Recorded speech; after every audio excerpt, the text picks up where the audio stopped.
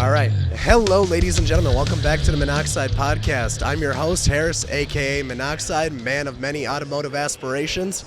And I'm here with my co-host, Dan. Yeah, Dan with Gun It Garage, and we're here to take you beyond the meat and get a...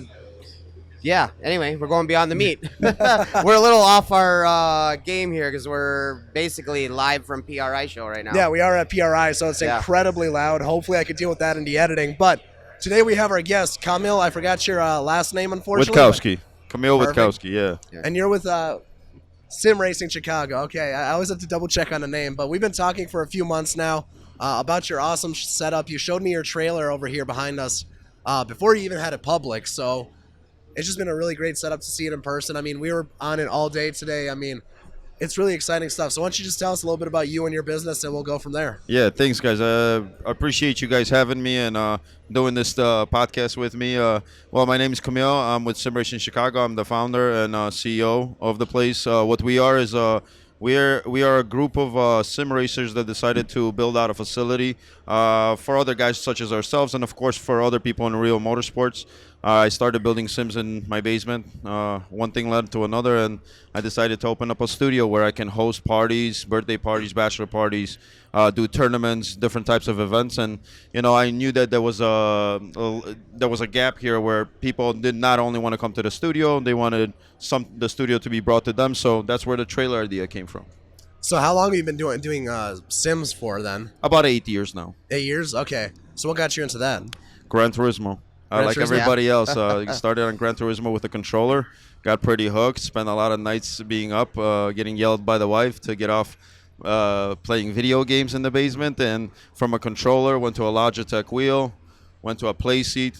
And from there, obviously, things grew, the passion grew. And, I knew that there was guys racing simulators in real life, and those simulators were very impressive to me at that point. And I remember seeing a picture of one of my friends that has a lot of money and his setup at home, and I'm like, wow, there's sims like that being built for homes now. So I got into it, did a little bit of YouTube University, and spent some time researching and started building simulators. And one thing led to another, and now I'm building full chassis that are full motion. We're doing traction loss platform now and a seatbelt tensioner. So things are definitely moving forward, and we hope to make these as immersive as possible. Mm-hmm. So then, when did SimRacing Chicago come to? Like, when did you decide to pull the trigger on that? About 3 years ago, I decided that it would be a good idea to open a place like that because I had a lot of people that were messaging me online saying, hey, can I come over your house, offer you money, and try out your rig? Well, that wasn't an option. So I decided, why won't I build out a place like this and host events? And the first idea was, why won't I just put a bunch of sims in there, 20, 30 sims, and it's going to be a place where esport events can happen and so on. But I also wanted something very special. I didn't want to have 20, 30 sims that are stationary with bad equipment. I wanted people to also get a chance to experience the best in sim racing, the best products, the best wheelbases, the best pedals. So, and also, of course, motion. Motion is the future of sim racing, I think. Everybody that's pro is racing on non-motion rigs right now. But I think in the next 5 years, 10 years, when motion is more available to people, there will be a lot of pros on sims like that. And I have customers that come into the studio now, they have no motion. They come in and they say, well, my sim at home feels dead after I tried your rigs. And it does come alive with that. And that's why I wanted to push in 10 sims versus 20, spend the money on those 10 and do them right and expand from there. Sorry, very distracting here right now. I guess we didn't take into consideration that when it's closing, they'd be driving all of these vehicles out of here, but it's a little loud over here right now. Yeah, they're not very quiet vehicles either. So your facility currently has 10 then, correct? Yes, we have 10 full motion rigs right now, and there's 2 that are in the trailer that are built, and we do use them when the trailer's down at the shop. We have a big warehouse space where the trailer can stay open just like this, and we do use them with the party. So if there's a party of 12, why not? Why not throw 12 guys in a race versus 10? And the only thing is that the 2 guys will be playing in the trailer, but they'll still be in the same race and be able to talk on Discord and communicate with their friends. Did you say, so are these 2 included with your 10, or you technically have 12 then? I technically have 12. 12, okay. So I think you mentioned something earlier that the ones in the trailer, are they a little less I guess, intense at all? Yeah, they throw a little bit less feedback from the motion kit simply because the trailer is a full aluminum trailer. It's a small trailer. We don't use any bottle jacks underneath, and there's no reinforcement of the floor yet. Once that happens, we can tune them up a little bit. However, running them at 20% now in the trailer still gives people an opportunity to experience motion versus no motion, and I think it's a way better experience myself. And if they want the full ride, I mean, they can come to our studio and we can set them up as hard as they want, as long as they can hang on. I tried a competitor down the road here, and they had a little more throw on theirs. And I'm telling you, I couldn't tell any difference between yours or theirs, and whether there was more or less. I thought it was still all pretty exhilarating. I think So- that the motion has to just be tuned right. Yep. You have to spend some time on it to dial it in.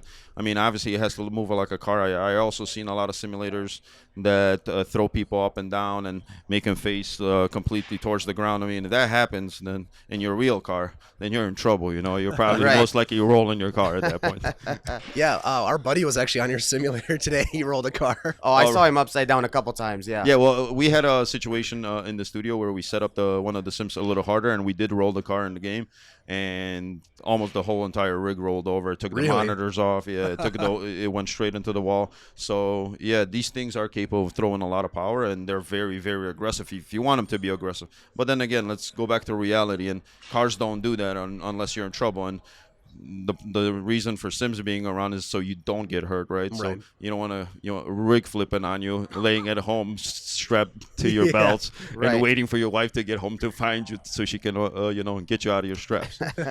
And I was, you guys were talking, the software you guys use, all of that takes, I mean, it's almost as real as you can get. I mean, it takes in the humidity, it takes in the track conditions, your car conditions, your tire wear, all that stuff. That's all taken into consideration on the game. Yes. So we use iRacing as our software for simulation, and I think iRacing is one of the best platforms to use simply because most pro drivers use iRacing. There's not a lot of guys there's a lot of guys obviously that use Assetto Corsa for drift, which is a great simulation as well. There's nothing wrong with it at all. However, as far as road racing and the development of the tracks, the laser scanning of the tracks, iRacing has it down, and they've been around forever. And it just, if you want to get the real immersion of a real car, this is as close as you're going to get using iRacing, and that's why it's not easy. I mean, I have a lot of people that come into the studio, try the trailer. I think you tried it yourself. Yeah. It's not that easy to control this car. No, I mean, not a at lot all. of people can't feel the G-force because you can't replicate G-force in a simulator. So that's how we're visual racers. So we watch our speed more. The more you drive, the more you're going to be visual as a sim racer, of course. And that's going to teach you character and also teach you discipline for the real car. When you start driving a lot of sims, you hop into your car, you're also going to use your visual skills a lot more, and it's going to make you a better driver. When it comes to, so people that are at home playing Gran Turismo on console using a controller, like how much more realistic or how extreme would the difference be from somebody who's coming from that to something like this? Would that be quite a jump then? Yeah, I mean, Yeah. you got your console games, which are, Gran Turismo. And don't get me wrong, Gran Turismo, great. Any of these games are great learning, strategies you can use for the real life racing, because you can learn your apexes, you can learn how to control the car, how to get it out of a spin. However, iRacing is at the top of the platform of realistic simulation, and these console games are at the far bottom. So Okay. you can't right now. There's no way you can run Gran Turismo or Forza on motion in a rig, because you can't, or triple monitors, because they're not compatible. You cannot make a console display 3 screens. So a lot of guys are moving to PC to get that real immersion. So what are the differences between these two? Because I really liked the one on the left today. I don't know if that was because I tried the one on the right yesterday, and I had a worse time, but I had some more practice today. So is there a big difference between these two rigs? Yeah, well, the rigs are the same, the cockpits are the same, and the motion is the same. The motion is set a little bit harder on the rig to the right, which is rig number 12. Rig number 11 is equipped with VRS, which is Virtual Racing School. There are a bunch of great guys out of the States. They sell amazing direct drive systems. Now they do pedal sets, which are really good. And the wheel on Sim 11 is a GSI wheel, which is Gomez Sim Industries. He's also out of the U.S., out of Texas, and he's an engineer and does his own wheels. And he came a long way, because I remember when I hooked up with him 3 years ago. I mean, the first 20 wheels he ever sold were out of those 20, four of them were for me. So I was the first one in the game, and now he's building 60 to 100 wheels a day. So that business went really far. So that sim is equipped with those components, and the sim to your right, which is sim number 12, that's a SimiCube 2 Pro drive, and that's equipped with Huskenveld pedals and a wheel out of VPG, which is a great company, by the way, and they make some solid wheels. And the wheel just feels a little bit different. It's their new model, which is the Stealth. Very, very nice stuff as far as the components put in the wheel to make it feel as real, and also how heavy duty it is. It's a wheel that I believe will last a long, long time if you buy one. Yeah, I was shocked at how real the feedback in the wheel, all that, the brake pedal, all that stuff was great. I mean, other than the G forces are hard to get to replicate, but other than that, it was pretty intense. Yeah, they have SimiCube active pedals now, so you can actually have feedback from your ABS pedal and so on from the actual pedal set. So SimiCube has released those, and also they have even hydraulic pedals that we just built for a customer of ours that are also based off a D-box where it kicks your ABS pedal as well. So I mean, this is one thing, but you can go way higher into sim racing and get better equipment. It just, you can't put $7,000 pedals on the trailer and drive them around to parties. Yeah, I bet. Yeah. I really like the braking on the one here on the left. I don't know. I just felt like I was more at home on that one. Which one would be more realistic between the two? Because I think this one was a little bit stiffer here, right? Yeah. I honestly think that the way we had them set up, we rolled in here thinking we were going to do GT3 cars, so we really focused on building a GT3 platform that would move around right, and the pedals and the wheel with the GT3 platform. But we came in here, with Jesse Uji Motorsports, who is a NASCAR team that competes, and they wanted to do Chevy, of course, because they're sponsored through Chevy, and we ended up with the C8R. So there was really not much time to get everything dialed in and set up right. I think what you felt was just us concentrating it a little more on one rig to get it dialed in a little bit better versus the other. I think the components in both of those rigs feel amazing, and they're both the right components. I mean, these direct drive systems on these rigs and pedals are pretty much top of the line for a regular home use guy that wants to buy some stuff. Yeah, I would say you and I both switched. We did one rig each and then switched and did it again. And there was differences, but they were still pretty dang close. I mean, it was slight. It would be just a preference at that point. Well, you and I weren't pretty close. I was 2 seconds faster. Yeah. Oh, yeah. Sure. I was That's so a happy. big gap. That's a big gap at the track, especially a 1 minute track. Yeah, no, I got here today, and I just wanted to, beat my time yesterday, so I shaved off 3 seconds. I was really happy about that. Oh, wow, that's good. That's really good. So yeah, I think that seat time in a sim, obviously, even for a guy like yourself, Daniel. I mean, you race cars in real life.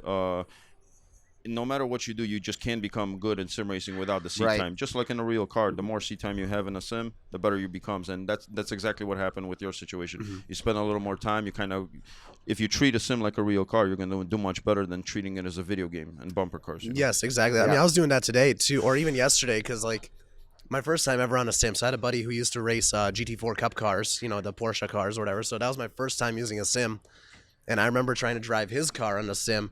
And I was on the marbles. I couldn't do anything. I just was flooring it. I had no clue how to drive it. So that was my big thing when I got here. I'm like, all right, let's calm down. Treat this like a real car, nice, slow, and steady. And I think I only crashed into the wall once or twice. I actually crashed on their simulator way more up the street here than yeah, which is surprising because the cars we ran as a GTE car, and GTE car doesn't have ABS. So obviously, if you hit the brake and lock up, and you can turn the wheel all you want, you're going to go straight. Oh, so you were running these without ABS then? Yes. The C8s? I think that's part of my problem too, because I'm used to the GT500. I can cram that brake pedal to the floor when I'm coming into a corner hot, and it does. Yeah, all but of in it a for real me. race car, in a GT car, obviously, there's no ABS. So the strategy changes from just jamming on the brake to making sure you're as far as possible in on the brake, but never to locking those brakes up, right? Okay. Just yes, like in a sim. absolutely. So when you brake, I'm just curious. Do you just kind of lightly apply and then hard at the end? Well, you trail brake a lot too, right? Yeah. So, you always want to apply very, very lightly. You can jam, but you have to know exactly where to stop in order for that for your wheels not to lock up, obviously, right? And as you learn the car and as you learn your pedal set, because there's so much different pedal settings you can do, and you can make the brake a little more stiffer or lighter, and depends on how your setup is set up at home or at the studio. You kind of feel it out, and after a while, you know exactly where to stop your foot from making sure that car doesn't break loose. Right. That was one of the things that I noticed as well. Is your steering wheels are a lot more relaxed. I mean, they were still intense, but when we were trying the other one out here today, I mean, the whole thing just whipped. I crashed into the wall. It's all over the place. I mean, that was crazy. Yeah, we had that same issue before. We decided because these steering wheels are operating about 40% of what they can do. But the problem in the sim industry, I think, is that a lot of these sim guys that have never been into a real car in their life, they're making all these profiles online. They're saying that the wheels, this is the best feeling for this wheel and the pedals for the pedals, because of what? Because they never been in a real car. How could they actually say that this is the best way to set up a rig? We had pro drivers in our studio that came in that drive the real cars, GT3 cars, GT4 cars, radical cars, and they told us a little bit more of this, a little bit less of that. The wheels should be set up like this, because in a real car, that wheel will not do that to you what it did on those rigs, because it shouldn't be that hard to turn that wheel, especially when you're moving. When you're moving, there's less Right. Yeah, so you can turn the wheel easier. And obviously, when you're standing in the pit, it's going to be a little harder to turn if the car doesn't have, support to move that wheel around. So in a race car, this is what I think it should be like, versus some guys just like it super heavy, and that's also because of muscle memory. A lot of guys train that way to make sure where their hands will stop on the wheel as they're doing competitions and stuff like that. So a lot of training goes into, and that's why they bump that hardness of the wheel, and that shouldn't definitely be applied towards a regular customer that comes through these booths and gets on a simulator and then has a hard time turning a wheel. Right. And what's great about these things, though, is everything, even the braking we're talking about, the resistance on the wheel, all of that is fully adjustable, right? I mean, you can go all the way down to nothing and all the way up to full bore, right? Exactly. Yeah. Okay. When we have maybe younger kids try these sims, we definitely keep them at 5-10%, right? Yeah. In order for anybody not to get hurt. Obviously, when it hit the wall in a real car, the wheel will pop, just like in a simulator, and we don't want that feedback to hurt anybody. So you definitely want to adjust the feedback as you go. That's also a big thing in running a sim center. You know, you run a sim center, obviously there's liability there. So if you have people sign waivers and somebody gets hurt, then it's just not worth it. And plus, it should never be to the point where you snap your finger. You're in a simulator, not in a real race car again, you know? And you typically, I've been telling people this, you keep your thumbs out of the middle too, right? Yes, of course. That's a big thing too. I mean, if that wheel goes or something malfunctions in the wheel and starts going left and right, if your thumbs are right in there, I mean, they're going for a ride, with that wheel. Have you seen anybody like break their Yes. thumbs or anything? Really? Yes. I saw a guy break one finger before, and he was just holding onto the wheel when we told him not to hold onto the wheel. Obviously, when you crash in a real car, your hand should be on your chest. You wait for that car to come to a complete stop, then you put your hands on the wheel. Because in a real car, that's what pro drivers do. Same thing with the sim. Even if your settings are not super tight, what if there's a malfunction in the base? Or what if something happens? What if that wheel just you got to be ready for all that. So when you're coming into a crash, again, in sim racing, same thing. Get your hands off the wheel, wait for the car to come to a complete stop, and then put your hands back on the wheel, and you drive off. Gotcha. That's scary. Yeah, we had a buddy, former podcast guest. He actually crashed at Road America. Had a Camaro, came in too hot on the kink, crashed, and then you can see in the video his GoPro footage. He has his hands off the wheel immediately. Right. So same thing applies here. I crashed into the wall a couple times. I'm like, yep, just gonna let that go. Yeah, exactly. We'll figure it out afterwards. We'll Exactly. get moving later. That's a good tip, and yeah, trust me, this is I seen people pop their fingers. I seen a fracture. Even one of our guys that works with us, he had a fractured wrist before because of a wheel. So some guys use it super hard, but I think it's totally unnecessary. Well, we saw a guy today over by the Williams simulators over here. He was shaking his wrist like this afterwards. I'm not sure if something was going on there, if it was because of the wrists or whatever, but yeah, the wheels have to also be set up right. If they're not set up right, sometimes the wheel will jerk from one side to the other violently, but that's all in the settings. And if you play with the settings long enough and you get it dialed in, the wheel should not do that. Even on the straightaways, I saw that a lot of people were running a car, and as soon as they let go of that wheel would violently shake from left to right. Yes, that shouldn't happen. So Oh, there's ways to fix that and improve on it. Obviously, with the different cars, what happens is when you set up a wheel and you hop different cars, you have to make those settings for every individual car. Once you do that, that will be saved in there, and you'll be able to hop in the different car without worrying to set anything up, because the direct drive will remember what the settings for that car are.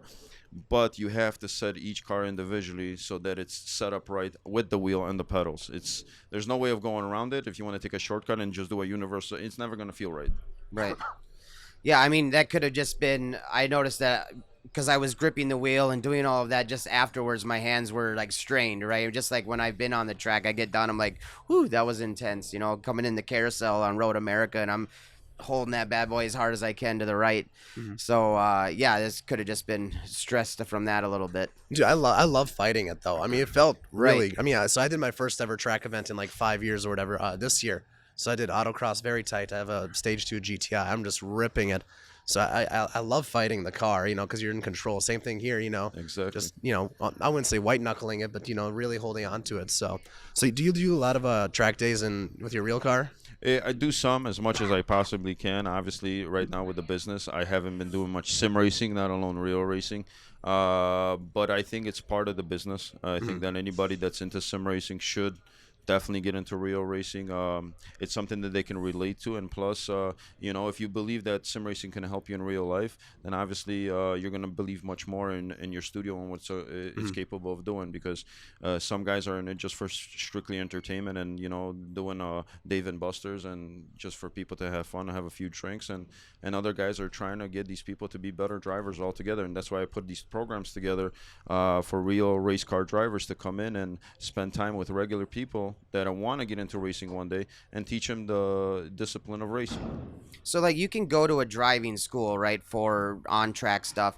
They offer training and stuff like that too for sim racing. They have pros and stuff that can come in and train you and kind of teach you how to run the lines and do that stuff on a sim as well. Of course, of Yeah. course. We dealt with Team Stradelli, which is out of Autobahn, and they have a program where they teach their customers, and they're a radical dealer. That's all they do. They race radicals. So they have a program where they teach their customers how to operate the car in the sim before they get out on the real track. And those sims were set up by somebody else before we got involved.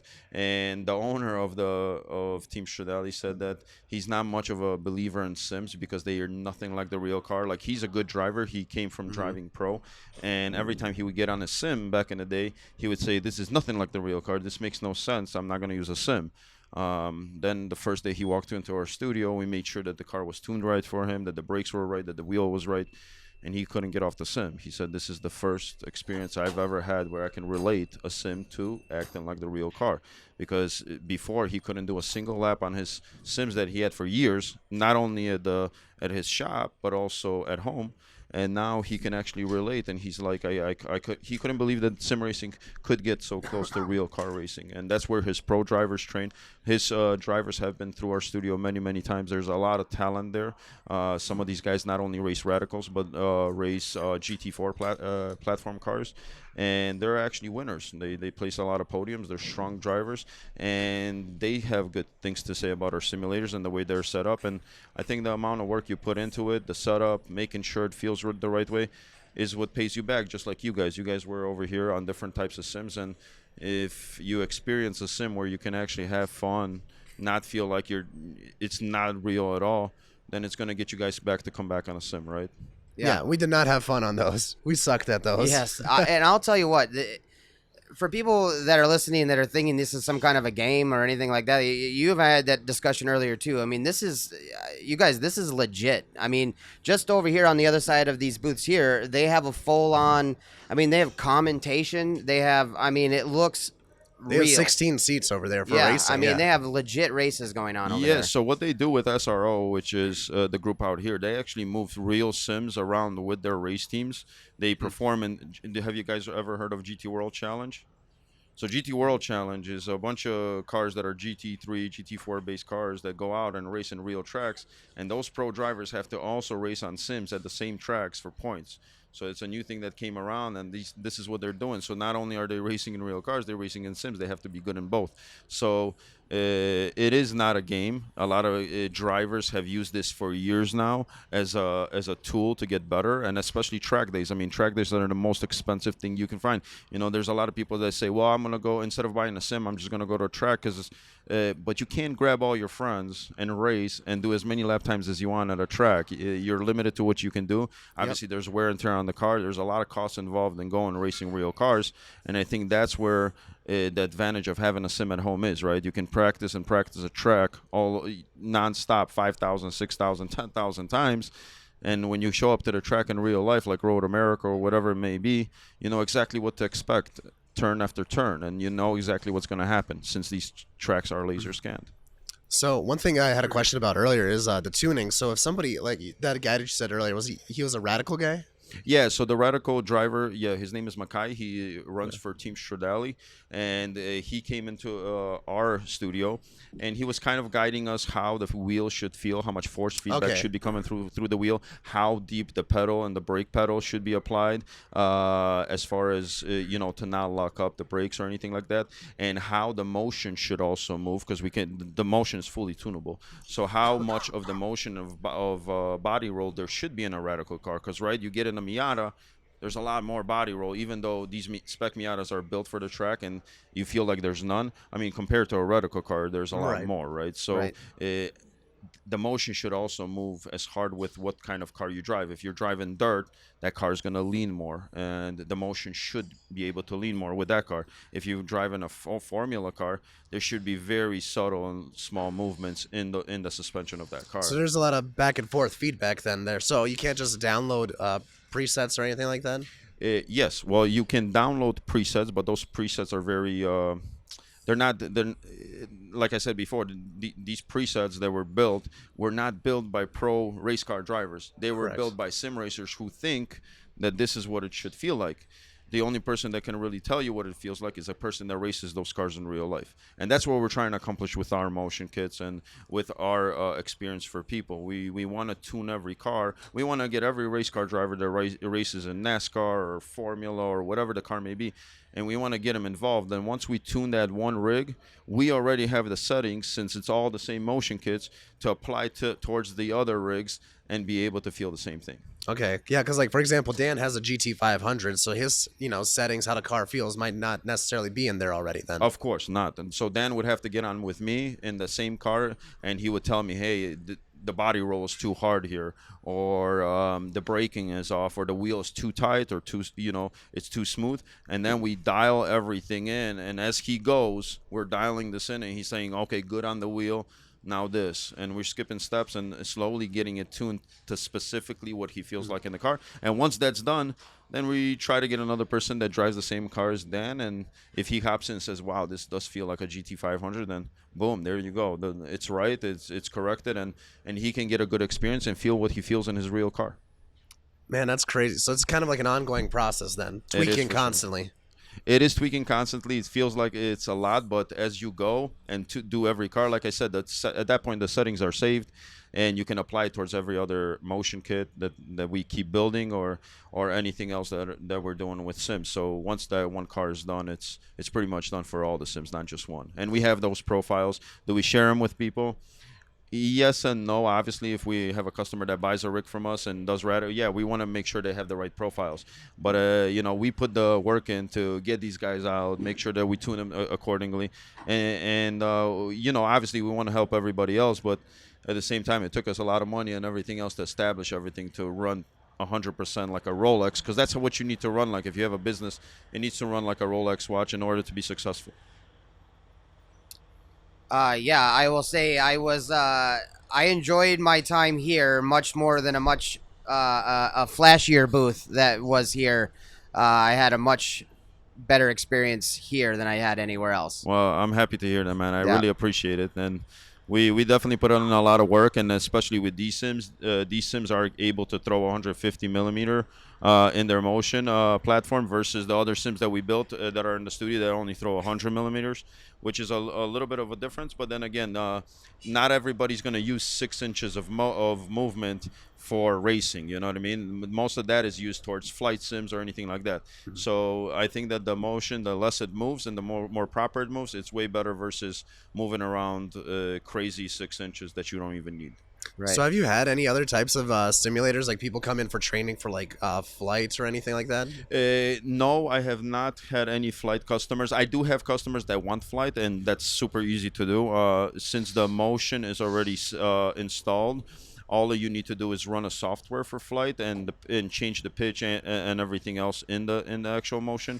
And again, tuning it to the flight so it moves completely differently than a race car, because you want as much movement in a flight sim versus as little, but the corrected movement. So in Right. flight, the tuning of the motion is a little bit different, but that's totally doable. There's quick controls that you can add to the rig. You can take your steering wheel off from your racing, adapt a flight motion steering wheel, flight motion control, and do the pedals for flight, and you can fly a plane on this thing. Literally, it's capable of doing anything. That's Wow. pretty awesome. Yeah, because we were talking a little bit about like people could use it for like training, like heavy machinery or whatever, just in a safer environment and whatever. But I did have a question though. What kind of got you into cars from the get go? I used to be always a car guy. I mean, out of high school, I used to do a lot of street racing, drag racing. I used to have a lot of vets, which I know Dan doesn't like, but I used to have a lot of fast cars, from nitrous cars to big blower cars. I just had a 1200 wheel horsepower Z06 that I got rid of. So I was a big drag race guy, and a lot of people knew me around the city, for showing up, swapping cars on them, and grudge racing. And slowly, I got in a little bit more into road racing. I think that going straight is great in a powerful car, but that's all up to how much power you can put down, right? Versus road racing, where you're more involved and more active. And that's how I came to Sims, Gran Turismo. I love the game, and when I realized that getting on, I went to a go-kart facility, and I was never the best over there. My times were average, to say the least. And then I started training on Sims in Gran Turismo, but I had a wheel already, a pedals, and I watched myself go back to the same go-kart track and perform way differently, taking the apex way differently, thinking about the next turn way differently, and it made me always on the top of the month list. So, and I never did go karting. It's not like I went there and practiced on the same track. All I did was practice in a sim, and then go back to the track and saw myself improve. And then your Sims. So this is one thing that we really realized when we got here is there's a wide range of pricing when it comes to Sims. Because before I came here, usually I thought like a good one is 5 to 6 thousand, 10,000 is the high end. Some of the ones we saw here today are up in like the 55s, I think Yeah, it 55,000. was 40, 50,000. The Simcraft was over here, and they're selling their sim for 190,000. Holy moly. Wow. And can I say anything about Simcraft or their sim if it's really worth $190,000? I mean, that's their development, their rig, the way they have it worked out, and the price. Obviously, has to meet some sort of product. So possibly, our sims range anywhere. I mean, we can build an entry level sim. I already built many sims for customers that wanted a sim for their daughter or their son, and it's a budget build that's $5,000. Well, obviously, for $5,000, you're not going to get a motion rig or triple monitors or a PC. At that point, we're looking at getting you a console, getting a Logitech wheel, a nice frame so that you can move forward with that frame in the future into other games. But the frame is the most important, right? So anywhere from about $5,000 to all the way to up to 45,000 is where our sims range. But for 45,000, I mean, you're getting a full drift sim that's capable of doing drift, has traction loss, seatbelt tensioners, obviously a good PC, good 4K monitor. So you're really getting something that's flawless for a long, long time. Oh, so you can get ones with seatbelts too? Yeah, so we're working on a seatbelt tensioner now. So the motors that do the motion now will be the same motor that's going to pull your seatbelts upon applying the brakes.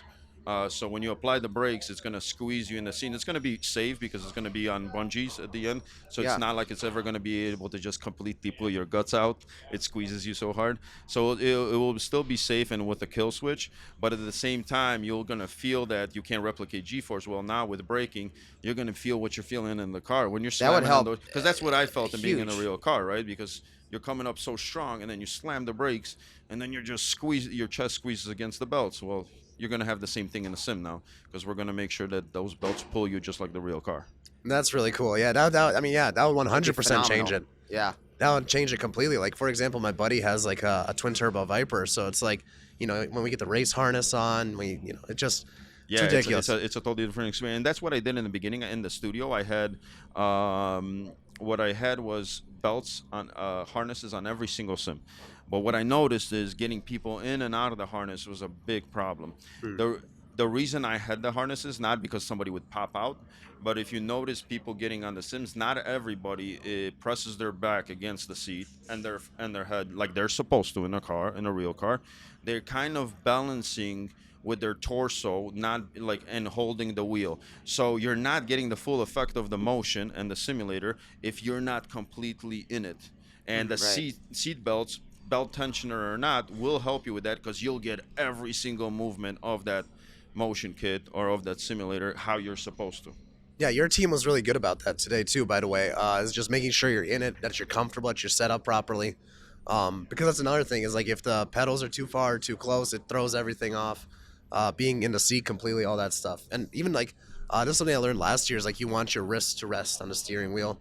Steering wheel position was huge. I learned that one last year. It completely changed my driving. So Yeah, so usually when you're building a customer a rig, you want to build them a rig that fits them like a glove. With us, it's a little bit different, right? Because our seats have to fit majority of the people, and you don't want to have a loose seat in your simulator. You want to have a seat that you fit perfectly in, or yourself you fit perfectly in, and myself.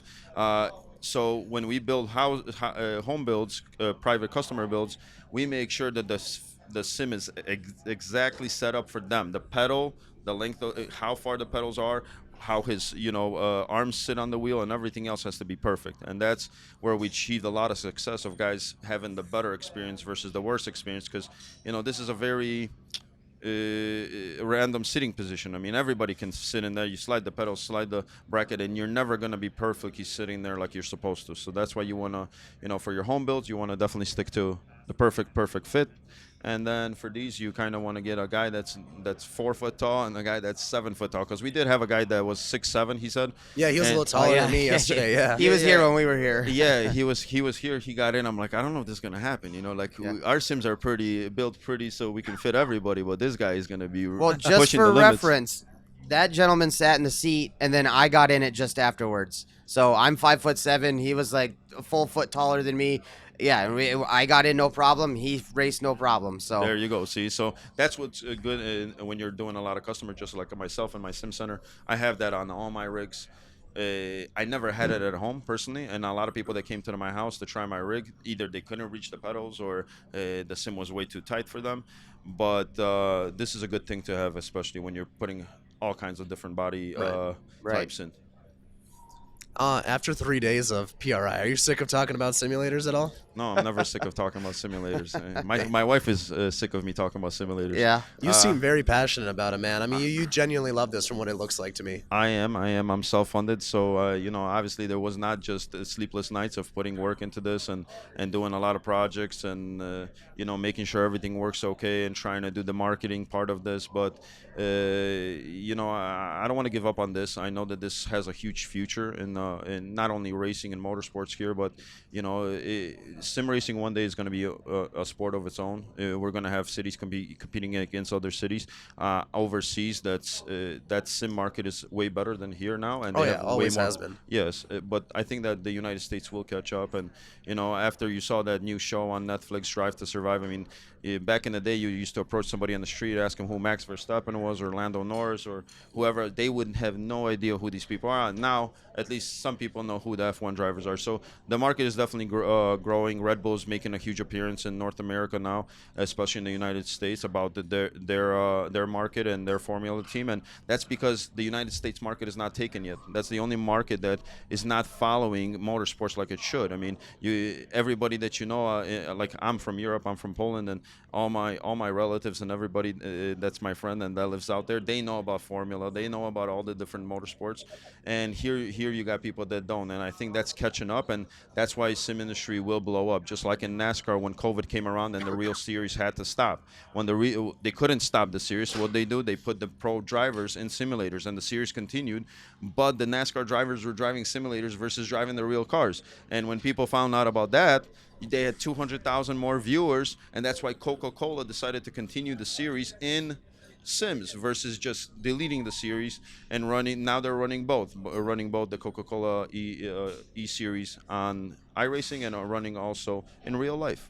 Well, that's something I was talking to these guys about earlier, because one of our buddies was just like so confused by how Sims blew up, and kind of like one of those non-believers, kind of. Right. Is that how we would classify him? And we were talking about like, well, it's not the Formula One drivers. Like, I think Lando Norris completely came up on Sims, right? Yes, there's a lot of talent, and I mean, you hear a lot of drivers that are pro that are saying that they don't use Sims, and then you hear a lot of drivers that say Sim is the best tool. Well, obviously, Max Verstappen spends a lot of time on the sim. Why is he winning races? I'm not saying he's winning races because he's driving a lot in the simulator, but he's getting a lot of track time that other guys are not getting. You got to understand that even these F1 teams are limited to the amount of time they get on the track. So their practice, they maybe 1, 2, 3, 4 days. Let's say they have a lot of money and they spend a little more time. Look how much more time you can get into a sim. You can get hours and hours and hours of nonstop practice, and that's I think is a huge tool for racing. Yeah, and Max loves it. By the way, he does it like the online Le Mans, all that stuff. I mean, he's as competitive as it gets, man. There's a reason he's champ. So I'm just curious, who's your team? You know what? I think McLaren. They had a rough start this year, but they came back. It's okay. You can't always go for the best team, but I love them all. I mean, I think every single team that's out there and that's spending money and investing such amounts into racing and kind of going with all these drivers that are so dedicated. I really don't have a favorite. If I really had to tell you and pick, it would be McLaren. But you just like Lando and Piastri, or I think so. Yeah, I think they have a good personality. Yeah, they do.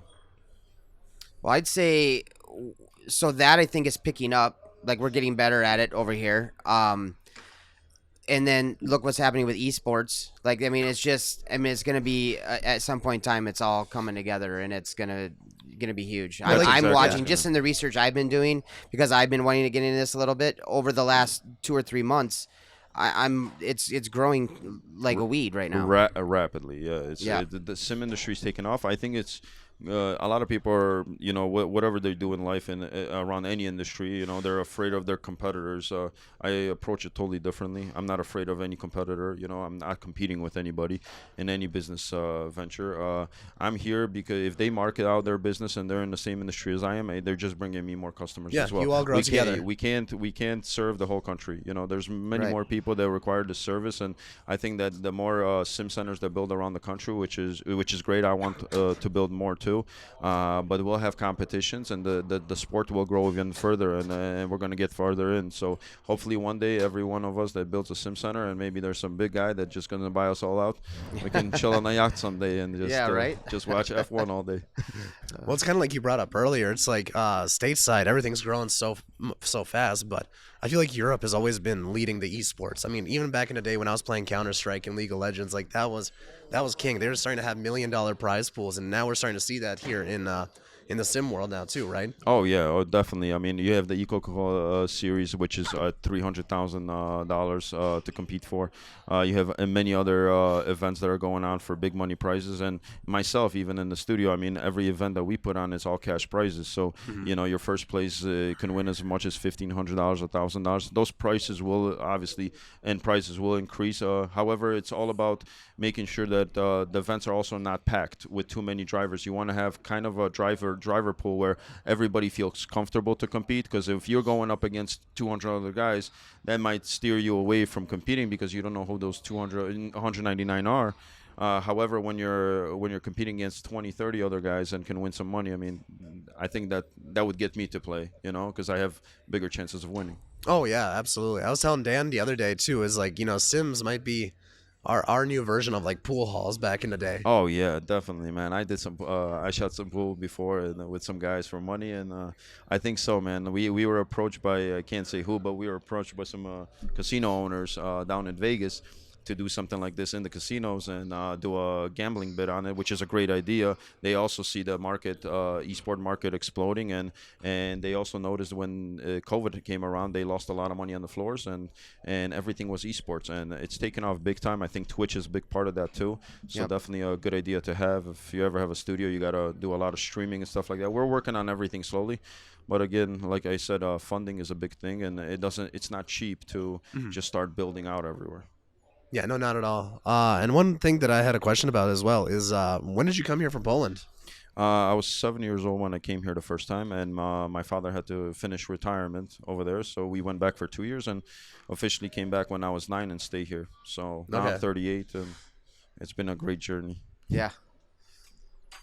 Oh no, I thought you were gonna say something about No, that. I just Just standing there I'm just taking the agreeing that his information in. journey's been great because I know so much about it. Yeah. No, I mean we've spent countless hours talking to you this weekend. I mean mostly Yeah. about Sims, so we just wanted to get to know you personally as well. I appreciate it. Because you also have a GTR. My dad has a GTR too. We just want to get some road An course. AMG? Yeah, yeah, yep. I'll show you a picture after this. Okay, very nice. Yeah, it has all the ticked stuff on it. It's Oh, really? Yeah, the carbon fiber hood with the glass through it. Yeah, it's- Really, really, yeah. I love my car. I mean, it was between that or a Porsche GT3 car. Yeah. And to be honest, like when I showed up at the track, it seemed like everybody was unloading their Porsches, and I'm like, well, I gotta come in differently a little bit. It's a lot of car for sure for the track. I hope that maybe I can get a little more track time and maybe buy a BMW or something like that to do a little more track. So the goal is to kind of get rid of the car and build myself a full-time track car because that's what I really need, I think. What would you do for a full-time track car, like E46. E40s? Oh, okay. Interesting. Why E46? I only hear good things, even though I'm not a fan. It's like a Ford and a Chevy type of Yeah. relationship between Mercedes and BMW. So whenever we're racing sims, I am always in the AMG or always talking smack about the BMW drivers and who's driving the BMWs. And here I am myself thinking about buying one. I think they just make perfect track cars, and they're set up right. There's not a lot of things you really, really need to do and push to make them track ready. And I think that's why I chose that car. Interesting. So E46. I think we saw a couple of them at Road America last time we were there. I mean, so would you like take it up, and to be more power and all that stuff? For sure a little more power in that car. I was also thinking about C5 Z06, which I Okay. think has enough power. However, I definitely want to get into a Beamer, and just a little bit of extra power would be fine. I don't need to do anything crazy. Obviously, put my focus towards brakes and suspension, and kind Okay. of go slow. I'm not some pro racer here. Even though I did countless of hours on sim racing, I think that will definitely help me. However, I want to start small, see how fast I can get up there on the pro level. I would see, so like, let's say you're a seasoned driver on track, right? Going this direction seems harder. I feel like if you started on Sims this way, you would have a better chance at learning the other way around. Does that make sense? This is what it seems like to me. Yeah, a lot of these guys that are coming into the sport are coming in from sim. But I'm curious, what is your home track? Favorite track? Or what's your home track? Like, where do you spend the most time at? Definitely the Autobahn. The Autobahn is right in Joliet, so it's a close track of ours. However, Road America is only 2 hours away, so I rather drive an extra hour and be at Road America hands down. I think the track is phenomenal. It got repaved this year. So iRacing, our software hasn't rescanned the track, and from what I've been hearing from pro drivers and guys that spend a lot of time on that track, a lot has changed as far as going in speed-wise, going into the carousel, coming out of the carousel. So a lot of guys now are getting way more grip faster, and that's causing a lot of issues for guys that are used to that track and driving. And the repaving made a huge difference, and that's why iRacing, from what I've known, wants to rescan the track to make it more realistic now. Wow. Do you know what goes into the process of rescanning? I know that it's a lot. It's done to the millimeter, so it's really, really advanced. However, I remember when iRacing started years ago, and where they were scanning tracks for $5,000 and stuff like that. Right now, it costs about $150,000 to scan a track. So I know that the Autobahn owners, local to me, they were offered a $5,000 deal, and they didn't think it was a good deal. And now to get the Autobahn, which everybody kind of in my area wants, that's $100,000 plus to get that scan, and I bet the owner's not going to be happy about that when he hears that. Yeah, we're hoping to rent that one next year for the rally, but we'll see what happens on that. That's awesome. I mean, if you guys do, I'll be out there with my trailer, and we're going to make things happen. Yeah, like I said, we were Absolutely. texting back and forth a few months ago. We'd really love to incorporate you in the event.